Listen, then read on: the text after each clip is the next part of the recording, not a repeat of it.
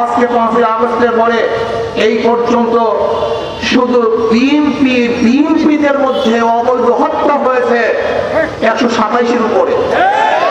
শুধু বিএনপির হত্যা করেছে 127-এর উপরে। এতদিন আমরা জানতাম জাহান্নামের আগুনে জাহান্নামের আকা জাহান্নামকে খেয়ে ফেলে, এখন আমরা কি দেখছি এক বিএনপি আর বিএনপিকে খেয়ে ফেলছে। শুধু তাই ছাত্র দলের ছাত্ররা বিএনপির মূল দলের কাছে চাঁদা দিয়েছে, চাঁদা না দেওয়ার কারণে তাদেরকে হাত পা ভেঙে দিয়েছে। যাদের কাছে নিজেদের দলের মানুষ নিরাপদ নয়, তাদের কাছে বাংলাদেশের কোন নাগরিক নিরাপদ হতে পারে না।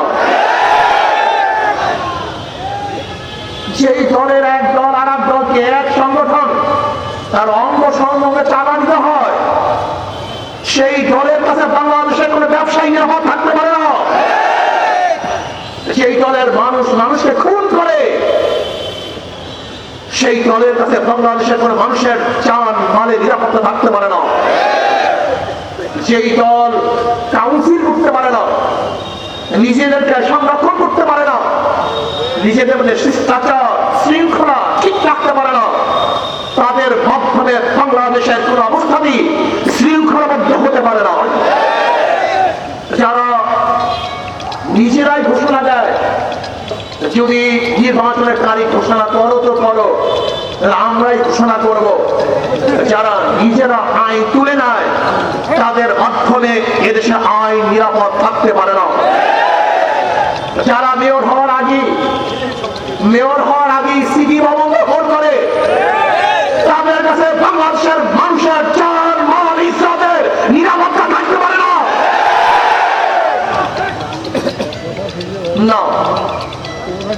এদেরকে আর বাংলাদেশের মানুষ কোন অবস্থারই গ্রহণ করবে না।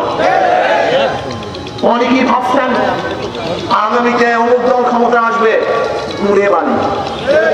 আপনি জানেন বাংলাদেশের নতুন ভোটাররা থাকে 8% ভোটাররা ধানের শীষ কি জিনিস জানিই না।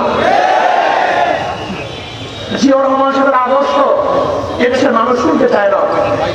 যখনই নতুন ভোটারের কাছে জিয়াউর রহমান সাহেবের আদর্শ কথা বলা হবে, তখন তারা জিয়াউর রহমানের আদর্শ কি বলবে? যে জিয়াউর রহমানের আদর্শ মানে চাঁদাবাজি করা, খুন করা, অবৈধ দখল করা, জুলুম করা, অত্যাচার করা, অবিচার করা। আপনারা কি দেখেছেন? পত্রিকায় দেখেছেন, বক্তব্য শুনেছেন,